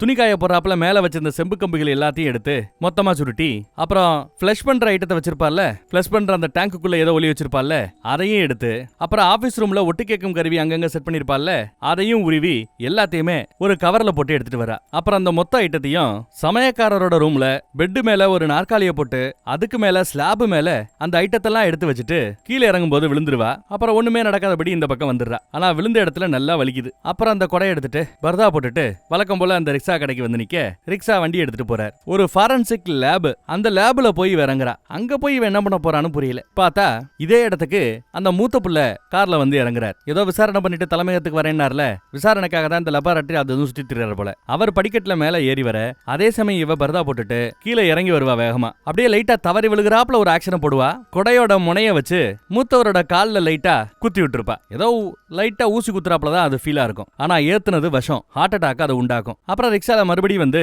ஒரு பொது கழிப்பிடத்துக்குள்ள வர, அங்க அந்த பர்தாவை கழட்டிட்டு கொடையோட முனையில இருந்த அந்த விஷ ஊசியை கலட்டி குப்பையில போட்டுட்டு கொடையவே பாட்பாட்டா பிரிச்சு குப்பையில போட்டு கிளம்புறா. இந்த பொது கழிப்பிடத்துல இவளுக்காக ஏற்கனவே தானமா கொடுக்கறோன்னு கிஃப்ட் எல்லாம் வாங்கி வைக்கணும் சொன்னால, துணிமணி எல்லாம் அதெல்லாம் வாங்கி யாரோ ரெடியா வச்சுட்டு போயிருக்காங்க. அது இவளுக்கு வசதியா போச்சு. அந்த 2 மூட்டையை தூக்கிட்டு வந்துட்டு வீட்டுக்கு கிளம்புறா. ரொம்ப வருத்தமா தான் இருக்கிறா, அழுகையா தான் வருது. ஏன்னா தாய்நாட்டுக்காக இவ பண்ற 2வது கொலை இது. ஆனா விதிய பாருங்க, பூக்கடைக்காரரை பாகிஸ்தான் போலீஸ் தூக்கிடுச்சு. அடுத்து நம்ம ரிக்ஷாக்காரர், அவரையும் போலீஸ் தூக்கிடுச்சு. அந்த கைப்பிடியை கொடுத்து இதை வச்சு இதை யார் பயன்படுத்தினா அவங்க ஃபிங்கர் பிரிண்ட் அவங்கள பத்தி டீடைல் ஏதாவது சொல்ல முடியும்னு கேட்டா, ஒரு வாரத்துல சொல்லிடலாம்னு லேப்ல இருக்கிறவங்க சொல்றாங்க. அப்ப அவருக்கு ஒரு மாதிரி கை வலிக்க ஆரம்பிக்குது. என்ன ஒரு மாதிரியா இருக்கிறீங்களே அப்படின்னு விசாரிக்கிறாங்க அவங்க. அதான் தெரியல, சரி நீங்க என்ன ஏதுன்னு விசாரிச்சு வைங்க, நான் ஒரு வாரத்துக்கு பிறகு ரிப்போர்ட் வாங்கிக்கிறேன்னு சொல்லிட்டு அவரு கீழே இறங்குறாரு. மூத்தவர் ஒரு மாதிரி டயர்ட் ஆகுறாரு. அப்படியே படியில பொத்துன்னு விழுந்துறாரு. ஹார்ட் அட்டாக் வந்து மூத்த மருமக தான் புருஷனோட வருகைக்காக காத்துக்கிட்டு இருக்கிறா. பக்கத்திலேயே உட்கார்ந்து இருக்கிறா. ஆனா நடக்க போற விபரீதம் அவங்களுக்கு தெரியாது. அடுத்து பார்த்தா மூத்தவை இறந்தே ஹார்ட் அட்டாக் வந்து அவனுக்கு ராணுவ முறையில இறுதி மரியாதையும் செலுத்துறாங்க. பிள்ளையின் சார்பா மரியாதையை ஏத்துக்கிறது அப்பாதான். ஒரு செகண்ட் தடுமாறி போயிருவாரு. மூத்த மருமக இன்னைக்கு விதவை ஆயிட்டா. அதையெல்லாம் பார்த்து இளைய மருமக நம்ம ஹீரோயின் இன்னும் அழுகிறா. காலையில எர்லி மார்னிங்லயே புருஷன் கிளம்பிட்டான். என்ன இவ்வளவு வேகமா எங்க கிளம்புறீங்கன்னு விசாரிக்கிறா. முக்கியமான டியூட்டி போயாகணும்னு சொல்லிட்டு புருஷன் கிளம்புறான். ஆபீஸ் ரூம்ல அப்பா இருப்பார். அந்த இன்னொரு தளபதி இதை உங்களுக்கு அமுச்சு வச்சிருக்காருன்னு ஒரு ஃபைல கொடுக்கறாரு இளைய பையன். சாப்பிடாம கொள்ளாம மூத்த மருமக இருப்பா. சாப்பாடை எடுத்துட்டு வந்து கொடுக்கறது இளைய மருமக நம்ம ஹீரோயின் தான். அதே சமயம் ஐயோ ஐயோன்னு மாமனார் அழுகிற சத்தம் கேட்டுட்டு ஓடி வந்து என்ன இவ பாக்குறா. எப்படி இந்த நாட்டை சேஃபா வச்சுப்பேன்னு எனக்கு ஒன்னும் புரியலையேன்னு அழுகிறார். நம்ம சொந்த மக்களே நமக்கு எதிராக திரும்பினா எப்படி, என்னால என்ன பண்ண முடியும்னு அழுகிறார். தண்ணி ஊத்தி கொடுக்குறா நம்ம ஹீரோயின். அப்படி இந்த ஃபைல்ல என்ன இருந்துச்சு, என்னத்த அப்பா பார்த்தாருன்னா, அந்த ஃபைல்ல இந்தியாவுக்காக உளவு வேலை பார்த்த ரிக்ஷா கடைக்காரன், பூக்கடைக்காரன், அந்த தூதரக அதிகாரி, அவரோட பொண்டாட்டி, இப்படி பல பேரோட டீடைல் இதுல இருக்குது. அதையெல்லாம் பார்த்து தான் அந்த மனுஷன் வெடிச்சு போயிட்டாப்ல. இவ்வளவு பேரு நம்ம நாட்டுக்கு எதிராக உளவு வேலை பாக்குறாங்களேன்னு. ஏதாவது தப்பா போச்சுன்னா இந்த நம்பருக்கு கால் பண்ணுன்னு ஏற்கனவே சொல்லிருப்பாப்ல நம்ம சோடாபட்டி. அந்த நம்பருக்கு தான் அவ கால் பண்றா. ரொம்ப அர்ஜென்ட், தானம் கொடுக்கறதுக்கு நிறைய பொருள் வாங்கணும், ஒரு 30 நிமிஷத்துல நான் அங்க வரலாமா அப்படின்னு கேக்குறா. வாங்கன்னு அவரும் சொல்றாரு. இவ்வளவு 30 நிமிஷத்துல பாக்க வரேன்னு சொன்ன இடத்துக்கு வேகமா பாக்குறதுக்காக வரா. ஒரு ஊதுவத்தி கடைக்கு தான் இவ ஃபோன் பண்ணிருப்பா. ஆபத்துனா அங்கதான் வரணும்னு சொல்லிருப்பாங்க. அங்கேயும் வந்தாச்சு. ரிக்ஷா கடைக்காரன், பூக்கடைக்காரன் 2 பேரும் கைது செய்யப்பட்டு விட்டாங்க. தூதரக அதிகாரியும் இப்போ மானிட்டர் பண்ணிட்டு இருக்கானுங்க. எப்படியாவது நாம இந்திய உளவுத்துறை கிட்ட பேசி ஆனோம்னு சொன்னா வாய்ப்பே இல்ல. இந்தியாவுக்கு போற எல்லா லைனையுமே பாகிஸ்தான் மொத்தமா துண்டித்து விட்டதான். கொரில்லா பட கிழக்கு பக்கம் ஏதோ ஒரு பாலத்தை உடைச்சிட்டாங்களாம். பாகிஸ்தானை துண்டாட பாக்குற அந்த புரட்சிப்படைக்கு இந்தியா உதவுறதுனால இந்தியாவோட யுத்தம் பண்றதுக்கு பாகிஸ்தான் முடிவெடுத்து விட்டது. யுத்தம் இனி தவிர்க்க முடியாதுங்கிறாரு அவரு. உங்களுக்கு ஏதாவது ஆபத்து இருக்கான்னு விசாரிச்சா இப்ப வரைக்கும் இல்லங்கிறாங்க இவங்க. ஏதாவது ஆபத்து இருக்கிறா இருந்தா உங்களோட பெட்ரூம்ல இருக்கிற அந்த பாத்ரூம் லைட்டை தொடர்ந்து ஆன்லயே வச்சிருங்க, உங்களை அங்க இருந்து காப்பாத்துறதுக்கு நாங்க முயற்சி பண்றோம்னு சொல்லிட்டு ஹீரோயினை அமுச்சு வச்சாச்சு. அடுத்து இன்னொருத்தமா ஊதுவத்தி வாங்க வருது. உங்க புருஷனுக்கு ஆபத்து, சீக்கிரம் இங்க இருந்து கிளம்புங்கன்னு அவரையும் வார்னிங் கொடுத்து வச்சாச்சு. ஆனா அதே சமயம் கார்ல காத்திருந்த தூதரக அதிகாரிய பாகிஸ்தானிய ஆட்கள் வளைச்சு பிடிச்சிட்டாங்க. நல்லவேளை பொண்டாட்டி எஸ்கேப் ஆயிட்டா. பாகிஸ்தான்ல நிறைய நம்மளோட உளவாளிகள் மாட்டிக்கிட்டதா எடுத்து சொல்ல சோடாபட்டி பயப்படுறாரு. அந்த பொண்ணுக்கு ஏதாவது ஆபத்து வந்துருமோன்னு. ஆனா இப்போ உதவிக்கு யாரும் இல்லாம தனிமரமா நிக்கிறது அந்த பொண்ணு மட்டும்தான். அந்த பக்கம் என்ன நடக்குதுங்கிறதும் இந்திய உளவுத்துறைக்கு தெரிய வரல. பேக்கப் டீம் கிட்ட சொல்லி அவளை அங்க இருந்து தூக்குறதுக்கு வழி பண்ணணும் அப்படிங்கிறாரு சோடாபட்டி. அதே சமயம் நம்ம ஹீரோயின் வீடு வந்து சேர்ந்துடுறா. ஜன்னல் வெளியா பார்த்தா ஒரு பெரிய வண்டி வந்து இங்க நிக்குது. மோப்படாய்களோட ஆட்கள் இங்க இறங்குறாங்க. வீட்டையே சல்லடை போட்டு ஏதோ தேடிக்கிட்டு இருக்காங்க. பாத்ரூம் லைட்ட இவ ஆன்லயே தான் வச்சிருக்கா. நைட் ஆனா அழுக. தான் பண்ண கூத்துனால எவ்வளவு பேர் இங்க பாதிக்கப்பட்டிருக்காங்கன்னு நினைச்சு எல்லாத்தையும் நினைச்சு அழுதுட்டு இருக்கா. தூங்கிட்டு இருக்கிற அந்த புருஷனை பார்த்து ஒரு செகண்ட் இவளுக்கு கஷ்டமா இருக்குது. அப்புறம் பாத்ரூம் பக்கம் வந்தவ ஐயோ லைட்ட ஆன்லயே வச்சுட்டோமே அப்படின்னு டப்புன்னு ஓடி போய் லைட்ட ஆஃப் பண்றா. இன்னும் அவ இங்க இருந்து போறதுக்கு தயாராக இல்ல போல தெரியுது. மாமனார் அவசரமா அங்க இருந்து கிளம்புறாப்ல. மூத்த மருமக அவளோட வீட்டுல போய் பிறந்த வீட்டுல கொஞ்ச நாள் போய் தங்கலாமேன்னு கிளம்பி போறாளாம். கராச்சியில இருக்கு அவளோட வீடு. நல்லபடியா வீட்டையும் பாத்துக்கோ உடம்பையும் பாத்துக்கோன்னு சொல்லிட்டு மூத்த மருமக புறப்பட்டு போறா. லேட்டா புருஷன் எந்திரிக்கிறான். ரெஸ்ட் எடுக்க வேண்டியதானே, உடம்பு இவ்வளவு டயர்டா இருக்குன்னு கேட்டா இன்னொரு நாள் ரெஸ்ட் எடுத்துக்கிட்டா போச்சு, கிளம்புவோன்னு அவர் கிளம்புறாரு. புருஷன் சாப்பிட்டுட்டு இருக்கான் கிளம்பி யூனிஃபார்ம் எல்லாம் போட்டு. அதே சமயம் ஒரு வண்டி வந்து அங்க நிக்குது. ஒரு பெரிய அதிகாரி வந்து இறங்குறார். பசீர் அகமத் கலனல் வந்திருக்கிறாருன்னு சொன்னதும் இவன் சாப்பிட்டு முடிச்சுட்டு அவரை பாக்குறதுக்காக வேகமா வரான். அப்பா வீட்டுல இல்லையேன்னு விசாரிக்க எடுத்து சொல்ல, நான் வந்தது என்னோட துக்கத்தை உங்களுக்கு தெரியப்படுத்துறதுக்காக தான். ஓ அண்ணன் என்னோட சேர்ந்து சவ் பண்ணவன் தெரியுமான்னு இவர் எடுத்து சொல்றார். அப்புறம் நல்லா உத்து பார்த்தாதான் தெரியுது வந்திருக்கிறது நம்ம சோடாபட்டி உளவாளின்னு. இவ பார்த்தது ரொம்ப சந்தோஷப்படுறா. அதே சமயம் புருஷனுக்கு போன் கால் வர பேசுறதுக்கு கிளம்பிடுறார். இவ பார்த்து சந்தோஷப்படுறா. என் பேரனுக்காக நிறைய பொம்மை வாங்கணும், கிரவுன் பிளாசா மால்னு ஒரு மால் இருக்குதான், அங்க நல்ல டாய் கிடைக்கும், உங்களுக்கு தெரியுமா அப்படின்னு விசாரிக்கிறார். அங்க ஏதாவது பொம்மை கடை இருக்கான்னு விசாரிக்கிறார். இருக்குன்னு இவளும் சொல்லுவா. என்ன மாதிரி பொம்மை உங்களுக்கு வேணும் தேடுறீங்கன்னு கேட்க, மோட்டார் போட்டு மாதிரியா அப்படின்னு விசாரிக்கிறா. அதுதான் சரியா இருக்கும்னு இவரும் சொல்லுவாரு. 2 மணி நேரத்துல அந்த பொம்மையை நான் வாங்கிடுறேன்னு இவர் சொல்லுவார். சரி நான் கிளம்புறேன், அப்பாவுக்கு என்னோட ஆழ்ந்த இரங்கலை தெரிவிச்சிருன்னு சொல்லிட்டு அவரு கிளம்புறாப்ல. நம்ம வீட்டுல இருந்து ஏதோ டேட்டாஸ் வெளியில போயிருக்குதான், அத குறுக்கீடு பண்ணி அந்த டேட்டாவை எடுக்கிறதுக்கு இப்போ பாகிஸ்தான் ஆட்களும் முயற்சி பண்ணிட்டு இருக்காங்களா. அது சம்பந்தமா விசாரணை நடக்குதான். வீட்டுல இருக்கிற யாரும் வெளியில போக கூடாதுன்னு எல்லாட்டையும் சொல்றாரு. அப்புறம் நீ இரு, ஸ்டேட்மெண்ட் எடுக்க எங்க ஆட்கள் வருவாங்கன்னு சொல்ல சரி நீ இவளும் சொல்ற. அவரை டியூட்டிக்கு கிளம்பிட்டார். நிலைமை கைய மீறி போறத உணர்ந்தவ சுரையா பகத்துக்கிட்ட பேசணும் அர்ஜென்ட்னு சொல்றா. இது யாருன்னு தெரியுது இல்ல, அன்னைக்கு ஒரு பையனுக்கு பாட்டு சொல்லி கொடுத்திருப்பால அந்த உயரதிகாரி, அவர் வீட்டம்மாக்கு தான் கால் பண்ணி இருக்கிறா. மேடம் ஒரு அர்ஜென்ட்டான மேட்ரு, நான் வெளியில போனோம், காரு வேற எந்த வசதியும் என்கிட்ட இல்ல, வண்டி கிண்டி அனுப்ப முடியுமான்னு கேட்க, நான் கார் அனுப்புறேமா அப்படிங்கிறாங்க அவங்க. அந்த அம்மா வீட்டுக்கே தான் இவ போயிருக்கிறா விசாரணைக்காக. இப்ப ரீசெண்டா விதவையானாங்கல்ல மூத்தவரோட மனைவி, அவங்கள கூட்டி போய் திருவி விசாரிக்கிறாங்களா. ஏற்கனவே அவ புருஷனை இழந்தவ இன்னும் கஷ்டப்படுவா. என்ன எடுத்து விசாரிப்பாங்க, அதெல்லாம் எனக்கு பிரச்சனை இல்ல. ஆனா எனக்கு என்னமோ அந்த சமயக்கார மேலதான் சந்தேகமா இருக்குது. அவன் தான் இந்தியாவுக்கு உளவை அனுப்பிச்சிட்டு இருக்கணும். அந்த கோணத்துல கொஞ்சம் யோசிக்க சொல்லுங்களேன். அவ பாவம், அவளை விசாரணை பண்ண வேண்டாம்னு சொல்லுங்களேன்னு மூத்த மருமகளுக்காக தான் வந்திருக்கிறா இவ. ஆர்மியில இருக்கிற ஆட்களோட மனைவிகளுக்குன்னு ஒரு அசோசியேஷன் இருக்குது, ஒரு யூனியன், அதோட தலைவி அந்த அம்மா. அதனாலதான் அங்க போய் மேட்டரை எடுத்து சொல்றா. பேசினதுமே மூத்த மருமகளை அவளோட வீடான கராச்சிக்கு போறதுக்கு அனுமதிச்சுட்டாங்களா. அதை கேள்விப்பட்டு சந்தோஷப்படுறா. ஒரு விசாரணை பண்ணணும் வைக்கணும்னா அதுக்கு ஒரு நேரங்காலம் இல்ல. இப்படி புருஷனை இறந்த அன்னைக்கேவா துக்கம் கரையறதுக்குள்ளேயேவா விசாரணைன்ற பேர்ல டார்ச்சர் பண்றது, இத ஒரு காலம் நான் அனுமதிக்க மாட்டேன் அப்படி இப்படின்னு அந்த அம்மா பேசுது. அதுக்காகத்தான் கரெக்டா அவங்க கிட்ட வந்திருக்கா. ரொம்ப தேங்க்ஸ்னு சொல்லிட்டு இவ கிளம்புறா. அதே சமயம் இந்த பக்கம் நம்ம ஹீரோயினோட புகுந்து விட்ட சலடை போட்டு தேடுறாங்க. குறிப்பா அந்த சமயக்காரனோட ரூமை தான் சலடை போட்டு தேடுறாங்க. ஏன்னா அவர் கையில இருந்த அந்த கைப்பிடி மோஸ் கோடு டீடைல் அனுப்பக்கூடிய ஒரு கைப்பிடி, உளவாளிகள் பயன்படுத்தக்கூடிய ஒரு மிஷினோட இருக்கிற கைப்பிடி. அதனால அவன் மேல சந்தேகம் திரும்புது. ஆனா அப்படி தேடி பார்க்கும்போது நம்ம ஹீரோயின் ஏற்கனவே அங்க எடுத்து வச்சிருந்தால அந்த உளவு பார்க்கறதுக்கான மெஷின்ஸ் ஃபுல்லா செம்பு கம்புகள் உட்பட எல்லாமே அதுல இருக்குது. உடனே அவங்க இத பத்தி ஹெட் ஆபீஸ்க்கு இன்ஃபார்ம் பண்ணணும்னு இன்ஃபார்ம் பண்ண அவங்க கிளம்பிடுறாங்க. பார்த்தா புருஷங்காரன் ஓன்னு அழுதுட்டு இருக்கான். ஹீரோயின் ரூமுக்கு வந்தா புருஷனோட பர்ஸ்ல இவளோட போட்டோ இருக்குது. அந்த போட்டோவோட சேர்ந்து ஒரு கொலுசோட முத்து இருக்கும். இந்த முத்து எங்க இருந்து வந்துச்சுன்னா இவ தான் புருஷகிட்ட இருந்து கிஃப்டா கொலுசு வாங்கி இருந்தால அந்த கொலுசுல இருந்து விழுந்த முத்து. அது சமயக்காரனோட ரூம்ல விழுந்திருக்கும். அதை இவன் எடுத்து பர்ஸ்ல பத்திரமா வச்சிருக்கான். அப்ப என்ன அர்த்தம்? தான் பொண்டாட்டி தான் உளவாளிங்கிறது இவனுக்கு தெரிஞ்சு போச்சுன்னு அர்த்தம். அழுது போதும்னு மூஞ்சிய நல்லா கழுவிட்டு தொடச்சிட்டு கதவை திறந்தா எதுக்க துப்பாக்கியோட நம்ம ஹீரோயின் நிக்கிறா. கண்ணுல கண்ணீரோட நிக்கிறா. சத்தம் போடாம உட்காருங்கிறா. 2 தோட்டாவை பயன்படுத்து, ஒன்னு எனக்கு இன்னொன்னு உனக்குங்கிறான் அவன். வேற வழியே கிடையாது, நாம 2 பேரும் செத்து போனாதான் இது ஒரு முடிவுக்கு வருங்கிறான். இன்னும் நீதான் உளவாளிங்கிற மேட்ரு மேலிடத்துக்கு தெரியாது. முக்கியமான ஆதாரம் அந்த கொலுசுல இருக்கிற முத்து. அதை நான் ஆல்ரெடி எடுத்து வச்சுட்டேன். என்ன ஏமாத்திரையே, இதெல்லாம் உளவு பாக்குறதுக்காக தானா? என்ன லவ் பண்ணல, அந்த காதல்ல கொஞ்சம் கூட நிஜமில்லையான்னு கேப்பா. எதுவுமே ஏன் கண்ட்ரோல்ல இல்லன்னு அழுகிறா. அதுல ஏதாவது ஒரு சொல்லியாவது ஒரு துளியாவது நமக்கு நடுவுல இருந்த அந்த காதல்ல உண்மை இருந்ததான்னு கேட்டா, நான் இப்ப அந்த உண்மையை சொன்னா கூட நீங்க நம்புவீங்களான்னு அழுதுகிட்டே அவ கேட்கறா. ஆனா நீங்க தெரிஞ்சுக்க வேண்டிய விஷயம் என்னன்னா, என் தாய்நாட்டை விட எனக்கு வசந்தது எதுவுமே இல்ல, அது நிஜம் சத்தியங்கிறா. அப்பயும் அவன் நான் உன்னை ரொம்ப லவ் பண்றேங்கிறா, ஐ லவ் யூங்கிறா. ஆனா தாய்நாட்டுக்கு முன்னாடி காதல் எப்பவுமே குறுக்க வரக்கூடாது அப்படின்னு சொல்லி ஒரு ஸ்டெப் முன்னாடி வருவான் பாருங்க. இவ சுடுறதுக்கு தயாராயிட்டா. இவ சுடமாட்டானா அவனுக்கு தெரியும் போல முன்னோக்கி வர பாக்க. அதே சமயம் ஒரு குழந்தை அந்த சமயம் பார்த்து ஓடியாருது. ஆன்டின்னு ஓடியாந்து கட்டிப்பிடிக்குது. இவ துப்பாக்கிய அந்த குழந்தை மேல வச்சிருக்கிறா. அப்ப என்ன அர்த்தம்? ஏதாவது சொன்ன சுட்டு கொன்னுடுவேன்னு அர்த்தம் இல்லையா? தாய்நாட்டுக்காக இதுவும் கூட செய்வான்னு அவன் பயப்படுறான். அந்த பையனையே பணைய கைதியா கார்ல ஏத்தி இவ கிளம்புறா. பச்சை குழந்தைடி அப்படின்னுவான். அந்த பச்சை குழந்தையோட உசுறு இருக்கிறதும் போறதும் உங்க கையில தான் இருக்குன்னு சொல்லிட்டு அவ பரதா போட்டு கிளம்பிட்டா. அப்புறம் அப்பா கிட்ட போய் மேட்டரை எடுத்து சொல்றான் புள்ள.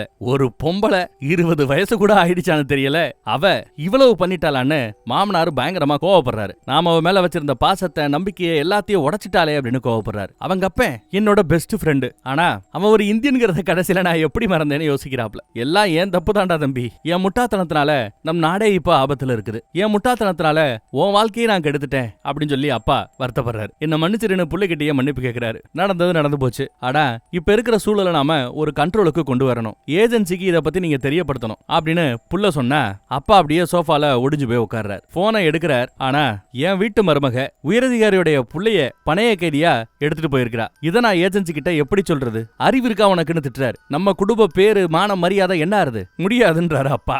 அப்போ புள்ள, அப்பா அவ என்ன பண்ணிருந்தாலும் தன் தாய்நாட்டுக்காக அவ பண்ணா. நாமளும் என்ன அவமானம் வந்தாலும் நம் தாய்நாட்டுக்காக அதை பண்ணி ஆகணும்னு பையன் சொல்ல தயங்கிக்கிட்டு ஏஜென்சிக்கு போன போடுறார். ஒரு பொம்மை கடையை ஒரு மால்ல ஏற்கனவே சொல்லியிருந்தாங்கல்ல, அங்க வந்ததும் அவளை எப்படி சேஃபா கூட்டிட்டு போலான்னு ஆல்ரெடி இவங்க எல்லாம் பிளான் பண்ணி ரெடியா இருக்காங்க. மாறு வேஷத்துல, அதுவும் கிட்டத்தட்ட ஒரு 5-6 பேர் இருக்காங்க. அங்க மாறு வேஷத்துல இருக்க இவ வந்து இறங்குறா. ஆனா அதே சமயம் பாகிஸ்தான் ஏஜென்சி ஆட்களும் அங்க வந்துட்டானுங்க. நம்ம சோடாப்பட்டி அதை பார்த்துட்டு எல்லாருக்கும் இன்ஃபார்ம் பண்றாரு, ஏஜென்சி ஆட்களை வந்துட்டானுங்க, தயாரா இருங்கன்ட்டு.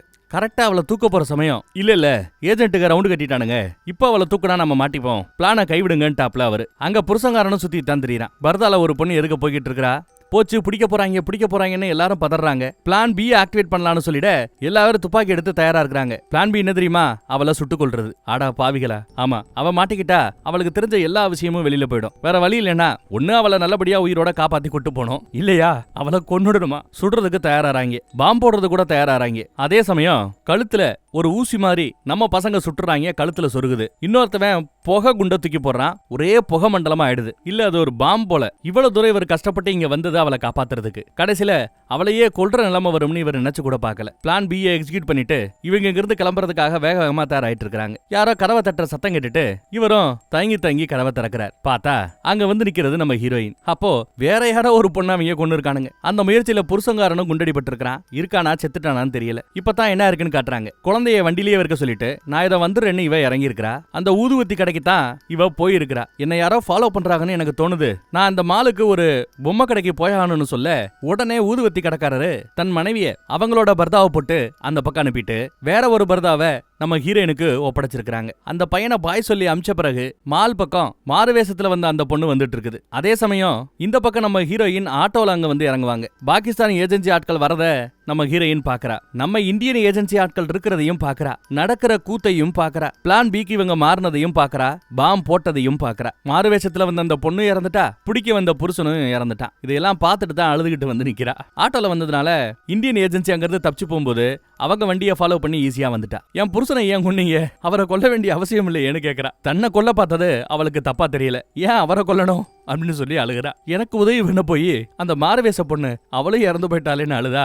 உங்களுக்காக என் உடலை தியாகம் பண்ணேன், என் உள்ளத்தை தியாகம் பண்ணேன், என் காதலை தியாகம் பண்ணேன், பாகிஸ்தான் நாட்டு வீட்டு மருமகளா வந்து சேர்ந்தேன், இவ்வளவும் பண்ணேன். ஆனா என்ன கொல்றதுக்கு நீங்க ஒரு செகண்ட் கூட தயங்கல இல்ல அப்படின்னு சட்டையை பிடிச்சு கதறி கதறி அழுகிறா. யுத்த காலமா இது. யுத்த காலத்துல கொலாட்ரல் டேமேஜ் கேள்விப்பட்டிருக்கீங்களா? 2 நாடுக்கு நடுவுல யுத்தம் நடக்கும் போது அப்பாவி மக்கள் இறக்குறத தான் கொலாட்ரல் டேமேஜ்னு சொல்லுவாங்க. அந்த மாதிரி தான் இன்னைக்கு நடந்தது அப்படிங்கிறாரு. நாடுதான் முக்கியம், நாட்டுக்கு முன்னாடி எதுவும் முக்கியம் இல்லைன்னு நீயும் முக்கியம் இல்ல, நானும் முக்கியம் இல்ல, எவனும் முக்கியம் இல்ல, நாடுதான் முக்கியம் அப்படின்னு அழுத்தி சொல்றாரு. என்னங்க உலகம் இது, என்னங்க வாழ்க்கை இது, உங்க உழவு வாழ்க்கையே எனக்கு புரியலையே.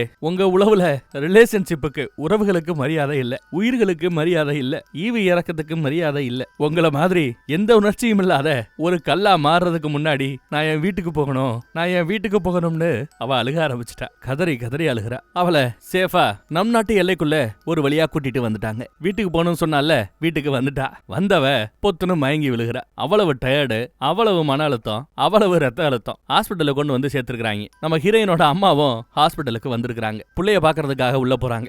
ஒண்ணு இல்ல, அடுத்த சாக்க பாருங்க. இவ பிரெக்னண்டா இருக்கிறாளா. வயித்துல புருஷனோட குழந்தை வளருது. டாக்டர்ஸ், உளவாளிங்க, நம்ம சோடாப்பட்டி எல்லாருமே சொல்றாங்க கருவை கலைச்சிருன்னு. ஆனா கலைக்க மாட்டேங்கிறாளா இவ. இந்தியாவுக்காக இன்னொரு கொலை பண்ண நான் தயாரா இல்லைங்கிறாளா. இந்த பக்கம் உளவுத்துறைக்கு வந்த அந்த செய்தி உண்மைதான். நம்மளோட கப்பல் விக்ராந்த் அடிக்கிறதுக்காக பாகிஸ்தானோட நீர்மூழ்கி கப்பல் ஒண்ணு, PNS காசி அதோட பேரு, அது புறப்பட்டு வந்துகிட்டு இருக்கிறது நிஜம்தான்னு கன்ஃபார்ம் பண்றாங்க. அப்பாடா, இப்பயாவது நம்பினாங்களே. இந்தியால, அதுவும் எங்கன்னு பாருங்க, தமிழ்நாட்டுல விசாகப்பட்டினத்துக்கு பக்கத்துல பாகிஸ்தானிய கப்பல் காசி வந்தது. இது நிஜம், வரலாற்றுல நடந்தது. அவங்க டார்கெட் என்னன்னா, நம்மளோட நீர்மூழ்கி கப்பல் அடிச்சுட்டு விசாகப்பட்டினத்துல இருந்து துறைமுகத்தையே காலி பண்ணி இங்க இருந்து யுத்தத்தை தொடங்கணும் தான். ஆனா நம்ம ஹீரோயின் அனுப்பிச்ச அந்த உளவு செய்தியினால தாக்க வந்த நீர்மூழ்கி கப்பலையே, காசியவே நாம மூழ்கடிச்சிட்டோம். அது மட்டும் இல்ல, கிழக்கு பாகிஸ்தான், மேற்கு பாகிஸ்தான்ல துறைமுகங்களையும் நாம அடிச்சு நாஸ்தி பண்ணோம். மறுபடியும் ஒரு பிரம்மாண்டமான யுத்தம். ஆனா யுத்தத்தின் முடிவுல இந்தியா கிட்ட தாங்கள் சரணடையதா ஒத்துக்கிட்டு பாகிஸ்தானிய ராணுவம் கையெழுத்து போட்டது. இந்தியா யுத்தத்துல ஜெயிச்சிடுச்சு. இதையெல்லாம் நம்ம ஹீரோயின் இப்போ நரமாச கர்ப்பிணியா இருக்கிறா. எல்லாத்தையும் கேட்டுட்டு இருக்கா. இவ்வளவு கஷ்டப்பட்டது இன்னைக்கு இந்தியாவுக்கு யூஸ்ஃபுல்லா இருக்குன்னு நினைச்சா அவளுக்கு கொஞ்சம் சந்தோஷம். இந்த பக்கம் ஒரு சீனியர் ஆபீசர், படத்தோட ஸ்டார்டிங் சீன்ல பார்த்திருப்போமே, நாம வெற்றியை கொண்டாடும் போது இந்த வெற்றியை பெற்று கொடுத்தவங்களோட தியாகத்தை நாம மறந்துடக்கூடாது. இறந்து போன அந்த இறப்புகளை மறந்துடக்கூடாது. பட்ட வடுக்களை மறந்துடக்கூடாது. பட்ட கஷ்டத்தை மறந்துடக்கூடாது. இப்படி எல்லாம் அவர் அங்க பேசிட்டு இருக்கிறார். அப்படியே படத்தை இந்த இடத்துல முடிச்சிடுறாங்க. அப்பப்பப்பப்பா, பயங்கரம் இல்ல. இப்போ ஷாக்கிங்கான செய்தியை சொல்றேன். இது உண்மை சம்பவம். ஒரு 20 வயசு காஷ்மீர் பொண்ணோட உண்மை சம்பவம். அதத்தான் இங்க படமா எடுத்து வச்சிருக்காங்க. இதெல்லாம் கற்பனை கதை இல்ல. இந்த மாதிரியான ஒரு வாழ்க்கையை ஒரு முஸ்லீம் பொண்ணு, ஒரு காஷ்மீர் பொண்ணு தாய்நாட்டுக்காக, இந்தியாவுக்காக வாழ்ந்திருக்கிறா அப்படின்னு நினைக்கும் போது அப்பப்பப்பா பயங்கரமா இருக்குல்ல. இதே மாதிரி வேற ஒரு கதையில சந்திப்போம். தேங்க்யூ.